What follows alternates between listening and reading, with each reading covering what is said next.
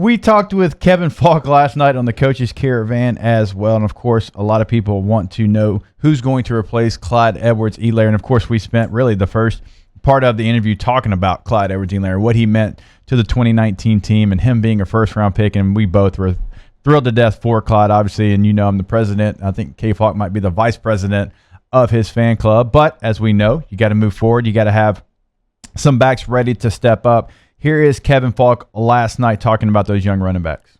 First off, you're probably going to see a rotation early, unless a guy just breaks out during camp. Right. From this point on to camp, and just show that he's been mature throughout this whole process. Right now, not being on campus, not being able to see the athletes, that's different. That's difficult for a coach because you're judging a lot of what you're going to do going forward off of that. So when we get here, it's going to be one of those, I got to see what you've been doing. And it's going to show very quickly, and you know that. Yeah. When you see the trio that they have as potential, starting running backs, do you think one of the three rises up and becomes the number one guy, or do you think it's going to be running back by committee? I don't think it'll be anything close to what you saw last year. No, it can't be. Yeah. That doesn't happen really anywhere. No. So I think you're going to see the committee.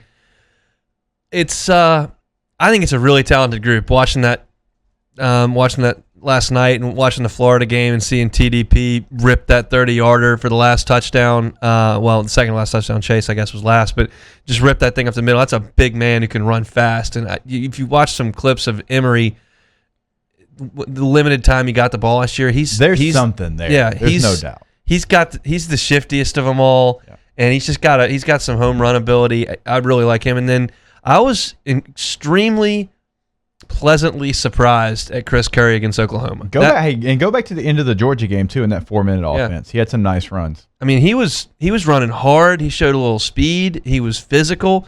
I mean, there's a use for a guy like that. I'm going to pump some sunshine into my position group because I do believe in these three young men, and I'll be honest with you, I didn't really know at parts of last season. And I did think, man, Clyde's out there a lot.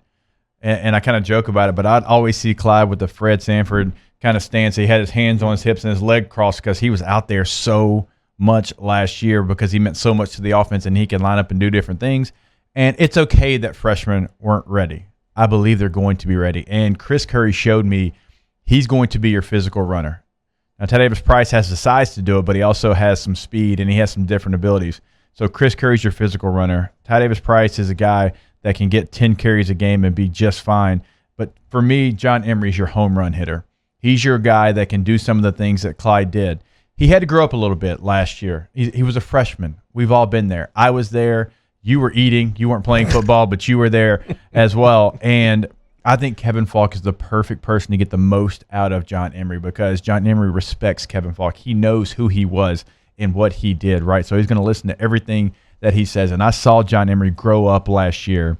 There was a point, I'd say week 8, week 9 last year where he's like, okay, it clicked for him. I'm really excited about John Emery. And also, he had LASIK eye surgery. Yeah. I think that's something. Hey, if you can't see, that's troublesome. And Dwayne Bowe, after he had it, was a different football player. Emery caught a ball out in the flat against Georgia Southern. And he caught it out in the flat. There's nobody there, and he turned it up the field. And then a DB closed on him, and he left the guy in his boots. I mean, the guy just froze. And he's the only guy on the team that has that. Yeah. The only guy in that room that has that move in him. I think Davis-Price and Curry they're really talented guys, but Emery's a little bit different. He's a little bit more elusive. He's got a little bit more speed. If he can figure it out, he's a dude. And I'll remind you, it is okay if LSU has a running back by committee. 2003, 2007, 2011, all of those teams that made it to a national championship game had running back by committees. It can work. We've seen it here before, so I'm looking forward to seeing which one of those guys fills which role for the 2020 LSU offense.